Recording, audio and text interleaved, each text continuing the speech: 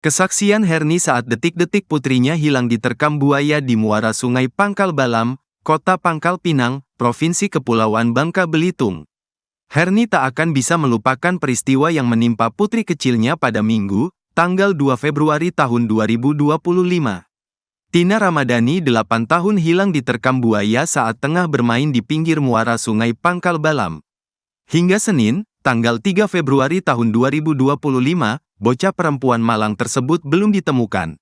Air mata Herni berurai saat menceritakan peristiwa nahas yang menimpa anak bungsunya, Tina. Tangisnya pecah tatkala menunjukkan pakaian terakhir yang dikenakan Tina sebelum insiden terkaman buaya di pinggir muara Sungai Pangkal Balam. Inilah pakaian dia sebelum kami berangkat mancing itu. Memang kusuruh ganti soalnya enggak enak kalau ke pantai pakai celana pendek, kata Herni sambil menunjukkan pula baju pink lengan pendek di kediamannya, Senin, tanggal 3 Februari tahun 2025. Air mata yang jatuh menetes di pipinya, diusapnya menggunakan pakaian anak bungsunya itu. Dia menyaksikan betul bagaimana detik-detik peristiwa yang tak diduga-duga itu terjadi. Saat itu, dia bersama suami beserta anak-anak dan menantunya sedang pergi memancing di pinggir muara Sungai Pangkal Balam, di sisi kawasan Air Anyir, Kecamatan Merawang, Kabupaten Bangka. Kejadiannya sekitar pukul 11 waktu Indonesia Barat. Saat itu cuaca sedang cerah.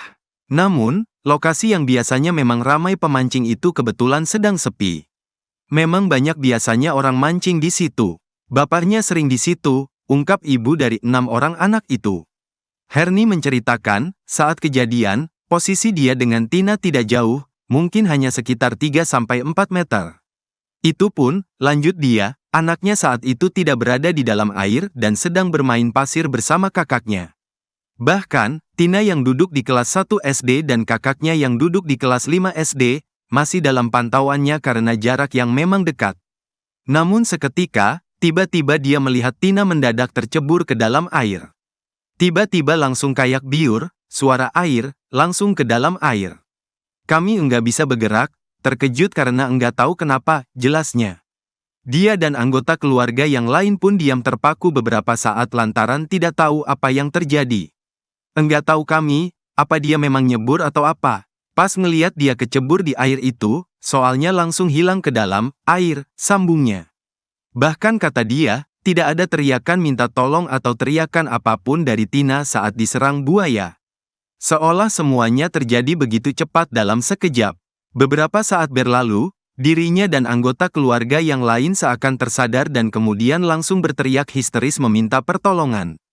Termasuk sang suami yang langsung bergegas menuju titik tempat Tina menghilang. Waktu mau ngejar itu, bapaknya ini sempat nginjak beling. Jadi dia berhenti sebentar untuk ngebersihin kakinya, pas mau lanjut, ngejar, ternyata udah enggak ada, ucapnya. Setelah itu, mereka pun meminta pertolongan ke orang-orang di sekitar. Termasuk meminta tolong kepada petugas Polairut yang kebetulan memang lokasinya cukup dekat dari sana. Mereka baru sadar kalau Tina diserang buaya ketika melihat sesuatu muncul di permukaan salah satu sisi sungai. Herni mengaku, dari kejauhan dirinya melihat rambut anaknya yang saat itu dikuncir kepang berada dekat dengan moncong buaya.